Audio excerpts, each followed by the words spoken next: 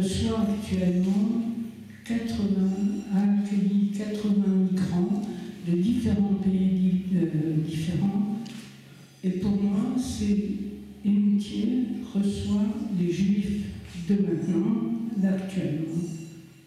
Bon, ceci dit, je reviens à mon histoire personnelle. Je fais partie des 150 000 Juifs, ma famille fait partie des 150 000 Juifs français qui étaient en France, donc avant-guerre. Et notre famille, les recherches généalogiques montrent que nos ascendants remontent jusqu'avant la Révolution française, en 1778, dans 2 petits villages près de Colmar, en Alsace. Je ne veux pas remonter trop loin. Malgré les apparences, j'ai été une petite fille avant la guerre et nous avons passé la drôle de guerre à Vittel parce qu'on craignait à Colmar les bombardements. Nous avons passé donc cette drôle de guerre, nous sommes allés à l'école des enfants de la famille à Vittel, puis nous avons fait la débâcle comme beaucoup de Français. Et là, je vous ramène aux Jeux interdits. Pour nous, les gosses, c'était épique. C'était vraiment une histoire formidable, cette débâcle. Pour nos parents, c'était quand même beaucoup moins drôle. Nous avons atterri à Limoges, où nous avons vécu pendant un an, entre 40 et 41. Je suis allée à l'école Turgot, et nous habitions boulevard Victor à Limoges. J'ai passé là l'examen pour entrer en 6e. Nous étions 3 petites filles du CM2 à nous présenter à ce concours. Nous avons loupé, nous avons échoué toutes les 3. Pour moi, ça a été j'ai senti une profonde injustice. Je me suis demandé si c'était pas parce que j'étais juive et que je m'appelais Schwab qu'on m'avait refoulé parce que j'étais pas une mauvaise élève. Ça a été la première injustice qui m'a vraiment touchée. En 1941 également, il y a eu un décret, je ne sais pas si c'est un décret, je ne comprends rien. Les Juifs qui ne travaillaient pas devaient quitter Limoges. Ma mère a recherché où nous pouvions aller, mon grand-père, ma petite sœur et moi, maman, où on pourrait aller habiter. Maman a cherché, elle a trouvé 2 endroits. L'un c'était au Mois-d'Ours-sur-Glane, l'autre c'était Moutier. Pourquoi a-t-elle choisi Moutier? On a choisi Moutier, bien que ce soit résidence surveillée pour les Juifs étrangers, parce qu'il y avait un début de communauté, il y avait une vie communautaire juive, et mon grand-père, un petit peu religieux, pas beaucoup, traditionnaliste, aimait aller le samedi matin prier. La salle de cinéma de Moutier avait été transformée en synagogue tous les samedis matins pour que les Juifs puissent aller prier. Donc nous avons choisi Moutier pour que mon grand-père puisse vraiment aller prier comme il le voulait. Comme je parle de mon grand-père, je vous raconte 2 anecdotes relatives à lui. Mon grand-père était copain avec le boucher, M. Orliange à Émoutier, et il le voyait assez souvent. Et un jour, M. Orliange dit à mon grand-père: « Mais vous, M. Wolf, qui venez de Paris, dites-moi donc, qu'est-ce que c'est qu'un juif ?» Et mon grand-père lui a répondu: « Je me regarde devant vous. » Alors M. Orliange a dit: « Mais non, M. Wolf, c'est pas possible, vous êtes beaucoup trop bien. » Les gens d'Émoutier ne savaient pas ce que c'était que les Juifs. Deuxième anecdote, nous écoutions beaucoup la radio anglaise, comme tout le monde, et un jour, un soir, je m'en souviens comme si c'était hier, on entend la description des camps de concentration, des camps d'extermination de la radio anglaise.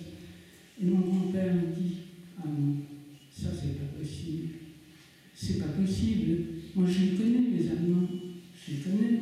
C'est des gens de culture, c'est des gens... C'est la culture de Goethe, c'est la culture de Beethoven. Non, c'est pas possible. Ça n'existe pas. »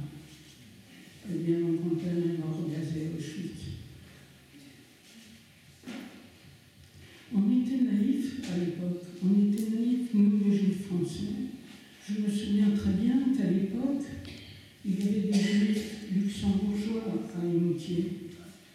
Et parmi eux, il y avait M. Salomon, le père de Denis, qui existe toujours. Eh bien, comme les Juifs étrangers étaient plus en danger que nous, M. Salomon venait dormir chez nous. Nous, on était à l'abri, nous, les Juifs français. M. Salomon, pendant un certain temps, est venu dormir chez nous tous les soirs, sans sa femme, sans sa petite fille, évidemment, puisque les femmes et les enfants n'y touchaient pas.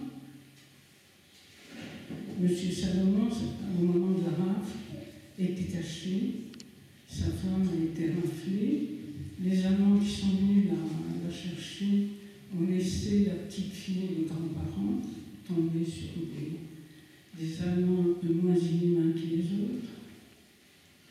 M. Salomon, caché, chevaleresque, est allé se livrer en espérant que sa femme puisse être libérée. Évidemment, M. Salomon est parti avec sa femme à Auschwitz et n'est pas revenu. Monique, leur petite fille, pendant longtemps, n'a pas compris que son papa l'avait ainsi abandonné. Bon, j'en reviens donc. Nous sommes à l'amitié, nous allons à l'école. Là, j'ai pu rentrer en 6e. J'étais même en 4e en 1944 quand il y a eu cette rafle. Excusez-moi. Il y a eu la rafle. Et avant qu'il y ait la rafle, maman nous avait placés, ma soeur et moi, parce que ça commence à sentir le roussi, elle nous avait placés sur le conseil de Ravaneuil de Limoges, nous avait placés à Saint-Léonard-de-Noblat, au collège moderne de jeunes filles, dont la directrice, Mme Lalo, on l'a su plus tard, cachait 23 petites filles ou jeunes filles juives, et également dans une autre aile de cette école, cachait des parachutistes. Je ne sais plus si c'était des Anglais ou des Canadiens. Nous lui avons fait attribuer la médaille des Justes après la guerre. Nous étions donc dans ce collège, et puis c'était les vacances de Pâques. On en avait marre de manger toujours des côtes de blettes un jour, les feuilles de blettes le lendemain, puis rebelote, les côtes de blettes, puis les feuilles de blettes. Et puis le vendredi, les salsifis que les élèves de 4e grattaient le jeudi après-midi. Donc on en avait tellement marre, on a dit aux parents, on rentre à Moutier pour les vacances de Pâques. Surtout que les Pâques chrétiennes et les Pâques juives tombaient en même temps. Donc maman s'est laissée fléchir et nous sommes rentrés à Moutier. C'est là qu'il y a eu cette grosse rafle. Et quand il y a eu la rafle, ma petite soeur et moi, on jouait dans la rue avec nos petites camarades. Nous avons vu l'attraction à Rangon arriver à rue Foch, je crois, où nous habitions, et s'arrêter devant la maison. Et sont descendus, maman, mon grand-père, le second mari de maman, mon père, parce que ma mère s'était mariée juste 4 mois avant la mort. Pardon. Donc nous les avons vus partir. À ce moment-là, ma mère s'étant remariée, ses beaux-parents habitaient aussi chez le plombier, monsieur Labire. Je me précipite pour leur dire à ses parents de se cacher. Ils ont eu le temps de se cacher. J'ai voulu prévenir également leurs enfants qui habitaient un petit peu plus loin. Là, je suis arrivée en retard. Ils n'ont pas pu se cacher. L'attraction avant était déjà devant la maison. Donc, toute ma vie, j'ai regretté d'avoir prévenu ses parents de se cacher, parce que ces gens ont perdu 3 fils, une fille, un gendre, 2 belles-filles, une seule est revenue, maman. Ces gens ont vécu après la guerre sans 7 enfants qui étaient les leurs. Je m'en suis beaucoup voulu. Bon, nous étions donc dans la rue. Qu'allait faire la municipalité de Nîmes? Alors, l'adjoint au maire, M. Mel,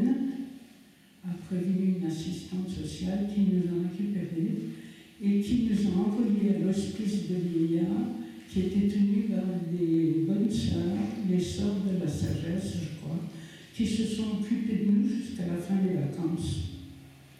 Ces sœurs ont été extrêmement gentilles avec nous. Nous n'avons pas été avec les milliards. Je n'ai jamais aussi bien mangé de ma vie que l'hospice de milliards. Pendant toute la guerre, on a très bien mangé là-bas. Mais à la fin des vacances, nous sommes retournés à Saint-Léonard en collège.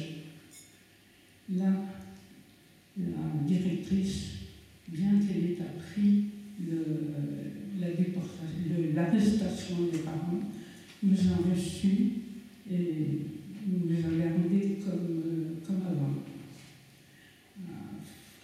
Fin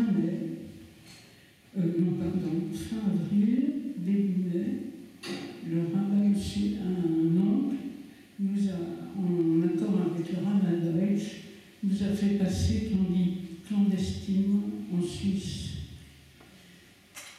Nous avons eu beaucoup de chance parce que le convoi avant nous et le convoi après nous, ces deux convois ont été arrêtés.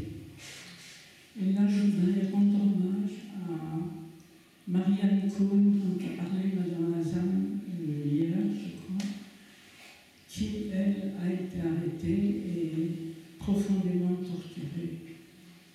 Et cette personne me hante depuis la guerre, parce que je lui dois la vie et elle est morte. Nous avons donc passé en Suisse. Le 1er mai, nous sommes arrivés en Suisse.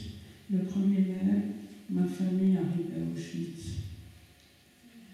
Nous avons passé dans les camps en Suisse, puis dans des maisons d'enfants, puis dans des familles dans le canton de Neuchâtel qui ont été extraordinaires, formidables pour nous.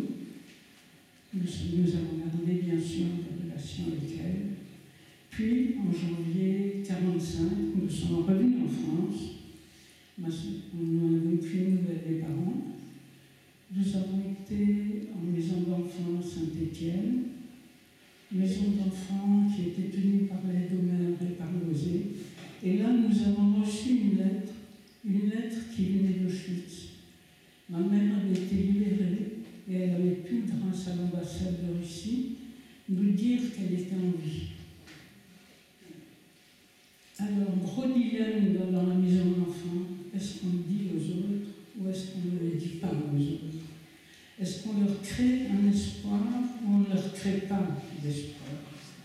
En fin de compte, la direction de la maison d'enfants a décidé de ne rien dire pour ne pas créer de faux espoirs à ses enfants. Ma mère est revenue. 8 jours après avoir travaillé, personne ne l'a aidée.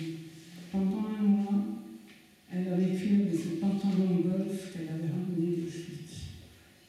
Elle n'a jamais parlé de ce qu'elle avait vécu. Elle